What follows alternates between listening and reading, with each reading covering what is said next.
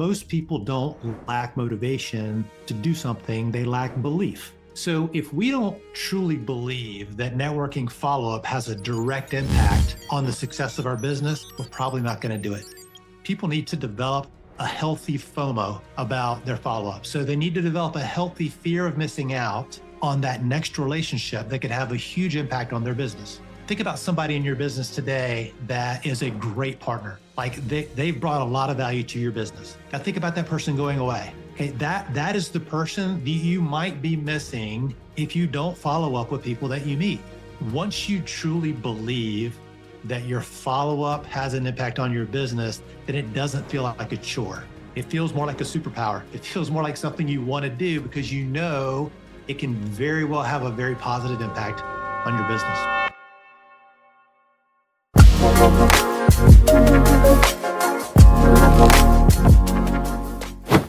Welcome, Rodger, to Lazy Entrepreneur Podcast. I'm so excited to have you and talk about, whatever we're going to talk about today. Thanks for having me. Yeah, you're welcome. You are expert in networking and relationship marketing. So that is something that I feel like would be valuable to our audience, especially as we begin this year. So yeah, Rodger, but before we dig deeper into that, why don't you introduce yourself to us?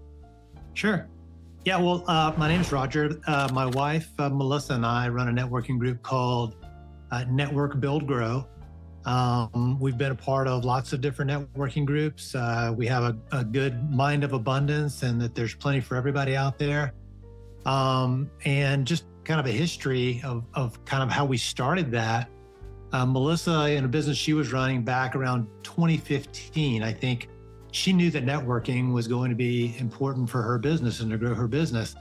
But what she ran into was that a lot of the networking events were either at 8 o'clock in the morning or 5 o'clock in the afternoon. And those were times where she wanted to be home with our kids and she wasn't going to sacrifice that time. So we decided to go ahead and start our own group. And, we started as a free meetup group. And then it just grew from there. And we've just really been ambassadors for networking because it's just such a powerful tool in any business's success to grow a quality network. And we've had, that now we just celebrated our 10-year anniversary. And, we actually were free for a long time. We went to a paid community back coming out of COVID. So since 2020, I believe, is when we started the paid community. We did that, and it's just opened up a lot of opportunities for us. And we've just really enjoyed running those networking groups. And I have to say, Melissa, she probably does most of it. I'm more of a back-end technical support person, but share the same beliefs in networking. I love that, and congratulations. I'm sure at the beginning it wasn't easy to start your own group of your own community, right? Like, especially if you had to start from scratch. Yeah, I remember. In fact, I still have a picture in my mind of the very first meetup we had. I think it was Melissa, me, and probably 3 to 5 other people standing in a circle and talking and just meeting people and starting some relationships. And it really was that simple. No, I wouldn't say it was easy, but I wouldn't say it was hard. I mean, when you put something out there that a lot of people know is important and you add value on top of that, that was an important thing, and we can get into it. But we weren't a big fan of the kind of transactional nature of a lot of networking events. And we always wanted to bring some type of personal or professional development to our meetings and to our events. And that began to catch on and people saw value in it. So as we did that, things tended to grow fairly quickly. So it wasn't easy, but I wouldn't say it was hard either. Yeah, cool. And I'm sure it was very, very fulfilling, now that you're seeing the fruits of your labor for the past, 10 years, you're probably like, wow, you're just, probably in awe of what you and Melissa were able to accomplish, and especially the community that you've built. I'm pretty sure they are also very thankful with what you have built so far. So I want to ask I want my first question to be really, basic first before we really dig into, the nitty gritty parts of networking events. But why should someone attend networking events, be it online or physical? Attending networking events is just one way of, this is going to sound very simple, but it's the way, it's a way to build your network. However you choose to build your network, it's important for everyone. Whether you're in corporate America, whether you're an entrepreneur, whatever you do, having a good network will always be important to opening up opportunities down the line. Networking events are just a great firsthand way to do that, where you get to either virtually or in person meet people one-on-one, have introductions, and start the process. If you think about it, every great relationship starts with an introduction, and then it goes from there, right? There's no magic. People don't just all of a sudden appear as a relationship. It starts as an introduction. That's what you do at networking events. You learn something about somebody, you keep that door open, you nurture and develop that relationship over time. And sometimes those relationships turn into really valuable partners. Sometimes they don't, but you don't know at the beginning. Right. Yeah, exactly. And, I've actually attended quite a few networking events. And even though I'm a very outgoing person, like I can talk to a lot of strangers and ask them questions, I find that it's still kind of a little bit awkward for me, to I think the problem with me is not really putting myself out there, but because sometimes it's just awkward when you don't get to talk to somebody. It's like you really have to like make that first approach to talk to someone and ask them questions. And I think for the last two networking events that I attended, I'm talking about physical networking events, I learned that when you go into the women's restroom, that's when you get to meet people in the restroom. Because I've never done that, but okay. Yeah, so like whenever I go to the restroom, I see someone, washing their hands, and we're like, hey, how are you doing? And they're like, oh, I'm good. And before going inside the cubicle, to do my business, I would like ask them a few questions. Okay, so what do you do? Blah, blah, blah. And then we exchange business cards inside the restroom. Yeah. So, how about you? Like, is there any advice or suggestion that you could give us when it comes to like, making that connection, whether you're in the restroom or inside the networking location? Sure. Yeah.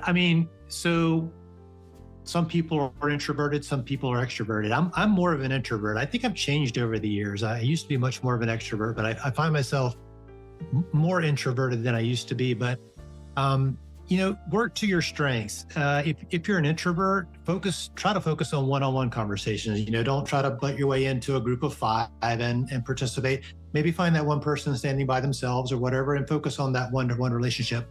And come into the event with some questions already prepared, right? Something probably other than, so what do you do, right? That's just a very common thing. Hi, I'm Rodger. Hi, Kristy. So what do you do, right? It's a little bit boring, right? You're going to find out what they do, but maybe come with some questions, that are just a little off the wall. Like, hey, if you weren't here today, what would you be doing? Or if you weren't doing what you do now for work, what would you be doing? Just something to get them talking, right? A question that most people would not ask. And if you come into the event with those questions already prepared, you don't feel near as awkward about starting those conversations because you have something to get the conversation going. I love that. And also because sometimes when you ask someone straight ahead, what do you do? It can sometimes, give like a negative connotation that, oh, you're only interested about what I do. What if what I do is something that you're not interested in? Right. So I agree with what you said, like start with something like a question that is very personal, kind of like, okay, so if there's a topic during the event, you Right. can ask them about, okay, what did you think of the topic that was discussed today, or what are your goals for this year? What is something you're hoping to achieve, while being at this networking event. So I like that. So Yeah. yeah. Okay, and then one of the things that I observed as well, not just with myself, but also with other people who have attended networking events, is that, after they attend the networking event and they have collected 20 to 30 business cards, Yeah. what are they going to do, after that? So do you have any insights on that?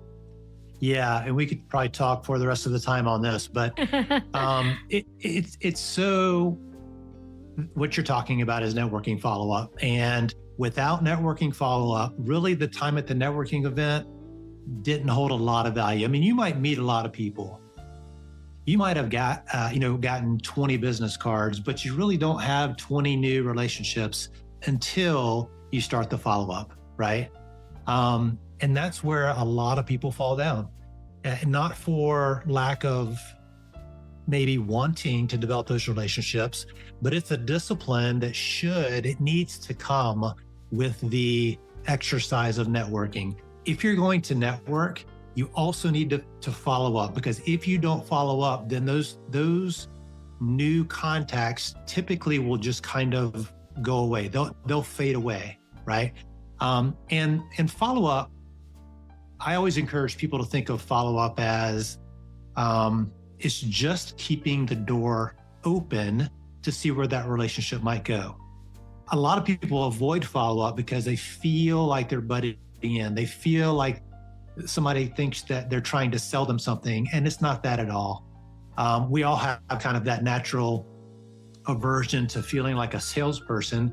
But if you think about follow-up as just simply keeping the door open to see where that relationship might lead, then it doesn't feel quite as icky, right? It just feels like something that you want to do. And that person probably appreciates your keeping that door open as well.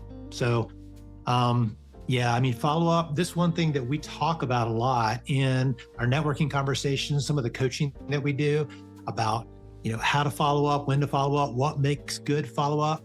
And there's a lot of thoughts around it, but I tell you, I'll go down this rabbit trail for a minute. I think if you ask 100 people if they think follow-up is important, 99 of them will say yes.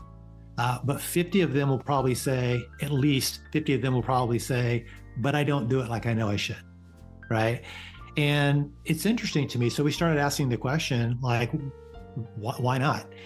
Well, I don't know what to say, or it takes too much time, or I don't have the time, or I don't know, whatever else. And I think those are all very valid, but I don't think that's the true root cause of why people don't follow up. And I'm not really a mindset guy, but this actually, I really, truly think it comes down to mindset.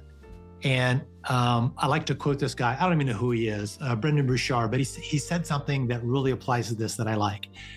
He said that most people don't lack motivation to do something, they lack belief, right? Most people don't lack motivation, they lack belief. So if we don't truly believe that networking follow-up has a direct impact on the success of our business, we're probably not going to do it. We're just not.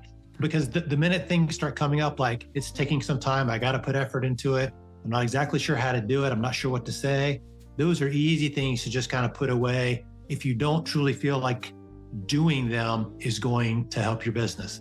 So I kind of use the term, people need to develop a healthy FOMO about their follow-up. So they need to develop a healthy fear of missing out on that next relationship that could have a huge impact on their business, right? So if you think about somebody in your business today that is a great partner, like they've brought a lot of value to your business. Think about that person. Now think about that person going away. Okay, that is the person that you might be missing if you don't follow up with people that you meet. You just won't know unless you follow up. So once you truly believe that your follow-up has an impact on your business, then it doesn't feel like a chore. It feels more like a superpower. It feels more like something you want to do because you know it can very well have a very positive impact on your business. I love that. And I totally agree, because you will not do something that you don't believe in. Yep. Right? So if you don't believe that networking follow-ups has benefits, in your business, then you won't do it. So in terms of follow-ups, let's say I collected like 30 business cards. So what I usually do is, I collect the business cards, and then I take pictures, and then I send it to my assistant, and then I ask my assistant to put it in my networking database with the name, email address, contact details, phone number, website, whatever, and then where I met them, and then of course I have a status like contacted, not contacted, or not fit, something like that. So, and then 2 weeks ago, somebody asked me, okay, I have collected this much business cards. Do I follow up with all of them? Do I even want to have a one-on-one call with them? What if there's a few of them that I don't want to really get connected with? So what's your insights on that? Yes, I would say first of all, on the tracking piece, great job doing what you're doing already. I would add one thing: always right after the event, always capture or write down something about your conversation that you remember. Either, obviously what they do, something they shared with you around their business, around their personal interest, something that only applies to that person, because you're going to use that later on. I'll talk about that. As far as one-on-ones, like, I don't ever suggest that people like take all the people that they meet and go schedule one-on-ones with them, right?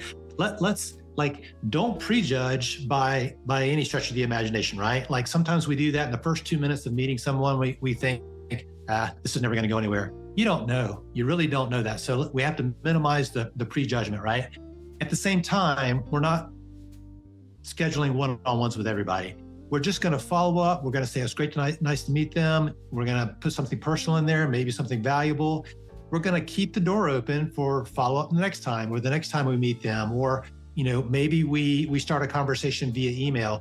And then once it reaches a point where you feel like it's worth both of your time, maybe to set up a one-on-one, then you can do that. But certainly guard your time until you know that it does hold potential, that it's worth setting up that one-on-one. Right. Okay. I like that. And then during, let's say they decide to hop on a call, and during the call, how it should look like what are the things that someone should ask, or what is the goal of that first meeting? Yeah. I think it generally, you use the rule of thumb, even in your networking, always kind of focus the attention on the other person. Get them talking about themselves or their business, and that. Number one, people do like to talk about themselves, right? Ask leading questions, open questions that get them to talk about what they enjoy, what challenges they have in their business, because these are all things you can use later also in the subsequent follow-up to add value to your conversations. So, it's going to come back to you.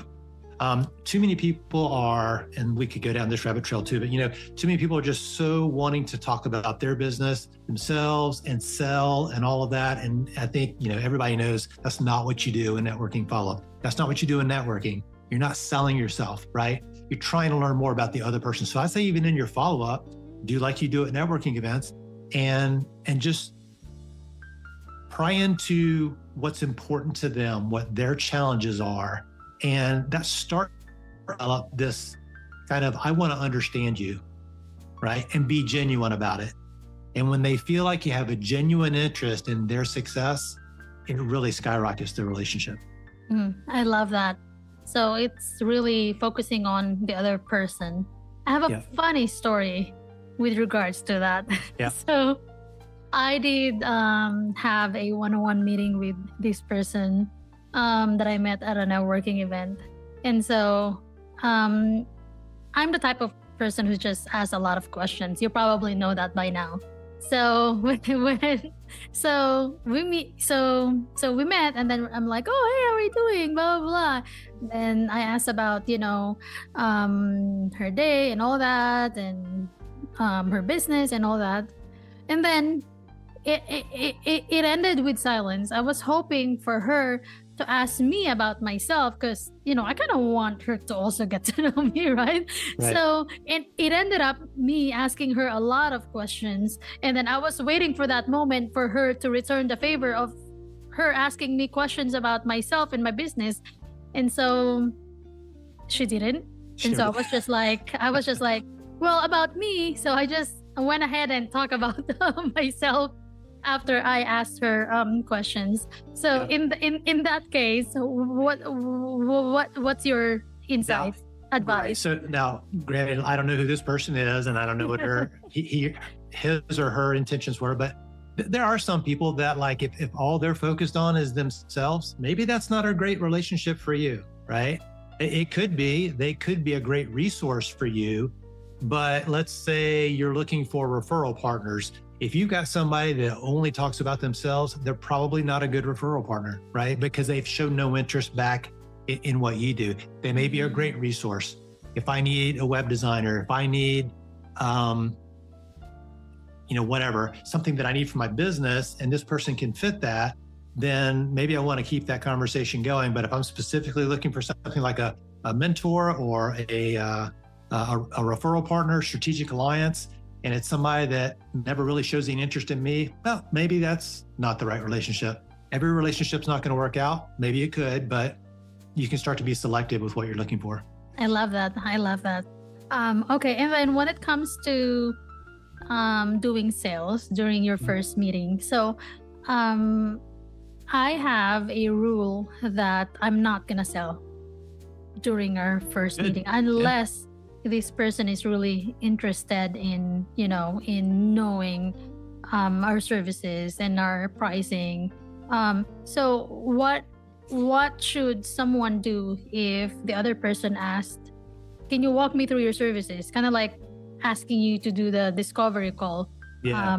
for that person? And in my business, I'm not the one who does the discovery call. I have an outsourcing specialist. I normally tell them that if you want a discovery call, then let's book another call for that. I'll introduce you to my outsourcing specialist. But I find that sometimes that is awkward. So sometimes I end up walking them through our services, and doing a sales call with them. So what do you think is the right way of doing that? Yeah. Well, first of all, I'd say if you're in a bigger group versus a smaller group, you've got to cut that conversation relatively short, right? That piece of it, because everybody else may not want to hear your sales pitch, right? If you're one-on-one, you can go to a certain extent either, and you can control the conversation. You can go as far as you feel comfortable going. And then you can, at any point in time, you can say, and you know what, if you want to know more about it, let's set some time up one-on-one again, if you wanted to. So let's set some time up to go over that. And because also you're at a networking event, you also want to meet other people. You've maybe established this contact. You've found out something they want to know. You can give them a little bit of that, and then you can set up a follow-up for later, right? So that you both can then go meet other people. But you can control that conversation and just go as deep into it or as not deep into it as you choose. I love that. I see. And then when it comes to like handing business cards, what do you think works really, really well? Do you think handing out physical business cards at a physical networking event is still the way to do it, or should you have a QR code with you so that they can check out all your links, or should you give your LinkedIn profile and all that? So for physical and for online, what do you think is the best way to give out your details? Yeah, I don't have a big opinion on that because I think different things work for different types of people. Some people are more tech savvy than others. QR codes work for other people. I would say really your main focus, I wouldn't worry too much about it. As long as you can give them a way to get in contact with you, the relationship building won't happen from your business card. they're not going to take your business card and come buy your services, most likely, right? They're going to, as long as you get their information, right, and you track, their information and something about them, and you have good follow-up, that's what's going to lead to something. It's going to lead to a relationship that's fruitful for both of you. The business card itself, I don't know. I don't think it's as important sometimes as some people might make it think. Some people would disagree with me, but that's okay.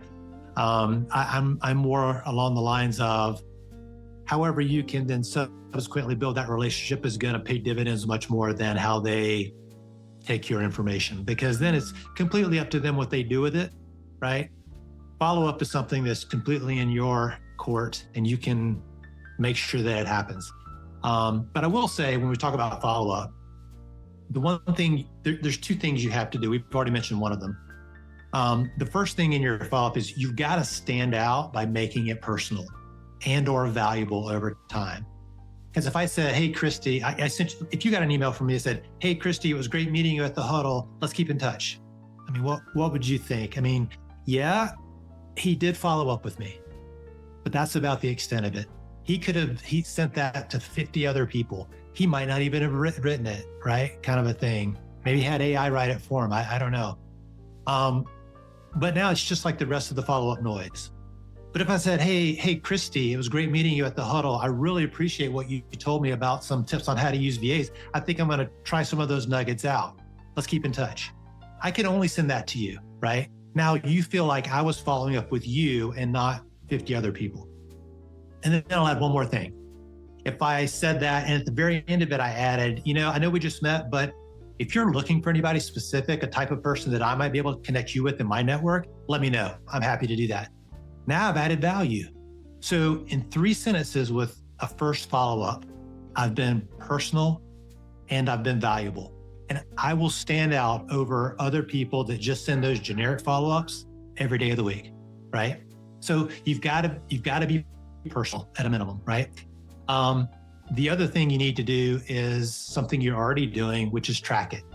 Because if you don't track it, you probably won't do it. And if you do it, you don't have any reference with which to add personalization or add value, right? And it doesn't have to be a complicated system. It just needs to be something that you use to track the people you meet, track kind of the conversations you have, understand who enjoys fishing, who enjoys scrapbooking, understand, who has challenges in their business. Those things lead to relationship building conversations, whereas just, hey, how you doing? Thought I'd check in. It's kind of empty, right? So if you do those two things consistently, you're going to find those people where relationships are going to grow and help your business succeed. Mm-hmm. Awesome. I love that. I guess I have one final question, maybe, depending on your answer. You mentioned earlier, keeping the door open, right? So after you send them an email and after you met with them one-on-one, let's say online on a Zoom call, and then you've established that you're going to be referral partners, what happens next? Because I feel like for me, after that first meeting online, that's the end. Just wait for them, if they have any referrals. But for the most part, I don't really hear back from any of the people that I met, and that are interested to become referral partners. So is part of keeping the door open or nurturing them kind of like sending them maybe like a monthly or quarterly check-in, like, hey, Rodger, we met 2 months ago and we talked about doing this, blah, blah, blah. Yeah. I want to update you about my services, blah, blah. And, so what do you suggest? Like after the first meeting, what kind of check-ins or follow-ups should we do? Yeah. So, networking and follow-up and developing relationships, it's a long game. It's a longer game, right? That's why some people that say they're networking, but really they're prospecting, it's not the same thing, right? So it's a longer game, and it happens over time, keeping in touch every week, every 3 weeks, every month, 60 days. When you start talking about referral partners, the best way to get people to give you referrals is to give them to them, because people automatically want to reciprocate, right? If I'm giving you referrals, right, you're going to want to give them back, right? So again, it's all, if you just see this concept of give first, and ultimately things will come back around. They may not come back around in parity with what you've done, but when you think about turning the focus and the conversation on other people, learning about them, giving them referrals, ultimately it's going to turn around and come back. And that's just the general kind of golden rule that we use in networking, is give first, and then it will come back around. You know, you can't control what people do. So all you can control is how often you follow up with people. Again, even if it's further down the line of the building of the relationship, still add something personal. Ask about something, you know, like you talked about the last time. Hey, how did that turn out? It's still just showing interest in them, and it sparks the conversation again. And again, if the relationship is worth something, that will kind of get it going again, right? If it just fizzles out over time, and you got to be patient, you got to give it a chance. If it fizzles out over time, so be it. But I know Melissa's told me that there have been times where she's followed up with people 5, 6, 7, 8 times. On the 9th or 10th time, they're like, oh, you know what? I'm so glad you followed up with me, right? And then just something big hit, right? It just wasn't time for them during that period of non-response, but eventually it was. And, you know, it's up to you how often or how long you want that to be, but consistency is key. And then I guess the final thing I'll say on a lot of that, it goes along with the tracking. If you kind of see your conversations over time, it kind of helps you formulate how you want to follow up and how that person has been responding. And I'll just tell you that I looked for something. We did a lot of that through the different tools we use. I looked out there for something that could just help people with their networking, right? And I couldn't find anything. It was either too complicated or too simple, that it didn't satisfy the needs of people who network as a primary marketing strategy in their business. I did just want to throw in a little, mention that I created this tool called neteffect.io specifically for that. And all these things we've been talking about really is just kind of came together in a tool meant to help people with their follow-up and take away some of those, reasons. I don't know what to say. It takes too much time. I can't keep track of it. It takes those things and tries to help with them so that when people have the belief, they're not just motivated. They believe that networking follow-up is important. Then we help with those other little annoying things that people say that's the reason they don't do it, right? But when you have all that stuff in one place, then it helps with a lot of these things that you're asking, because you have that context. I love that. Awesome. Well, this podcast is titled Lazy Entrepreneur.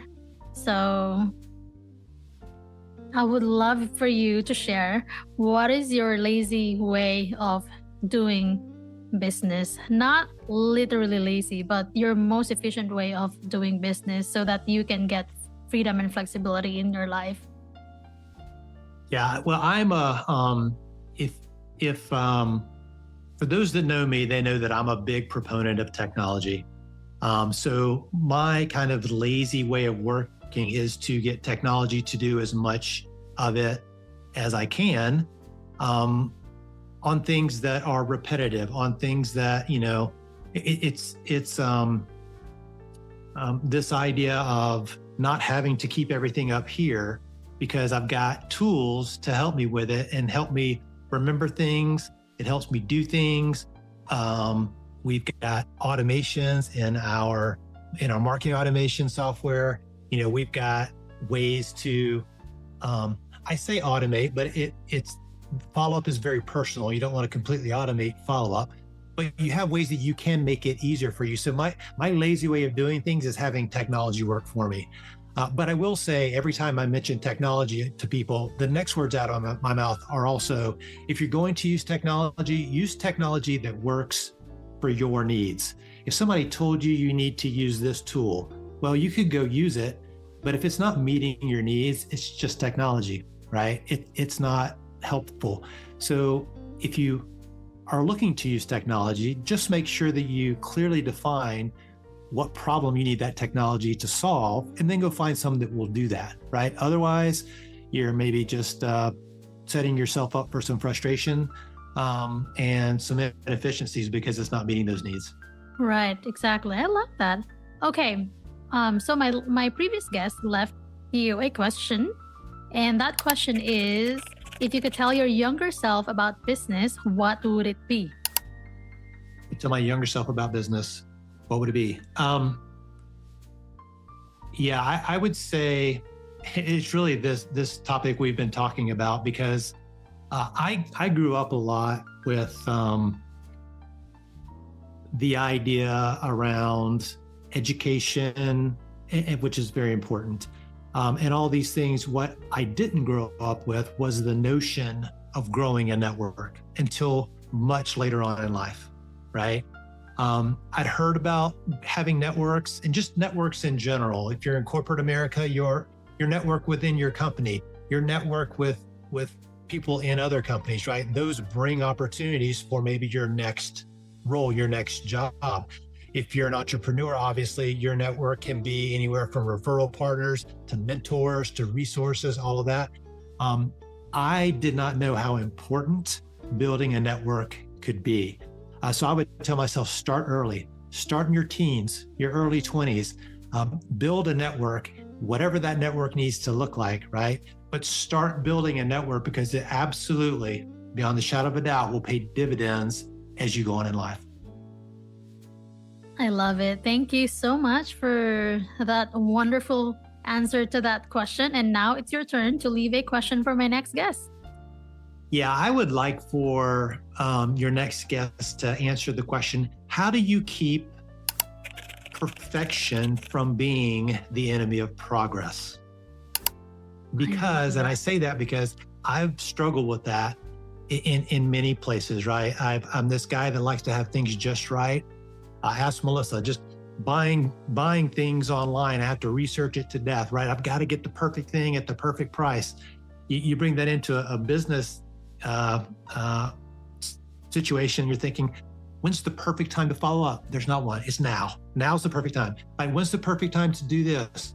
What's the perfect way to do this? And that can really kill progress in a business. So and momentum. How do you keep perfection from being the enemy of progress? Yeah, I love that. Awesome. Well, Rodger, this has been really insightful. And thank you so much for the insights that you've shared to me and to our guest. I learned a lot from you. And that's what I love about, just interviewing people. I not only they're able to share, insights or value to my audience, but I'm also the student. I learn from my Me too, yeah. From my guest. So yeah, where can people find you online? They can find us at networkbuildgrow.com. You can find the networking tool I mentioned at neteffect.io. That's with an E, N-E-T-E-F-F-E-C-T, neteffect.io. Or you can also see us at rodgermelissa.com. Awesome. Thank you so much, Rodger, for your time today. Thanks, Kristy. I enjoyed it.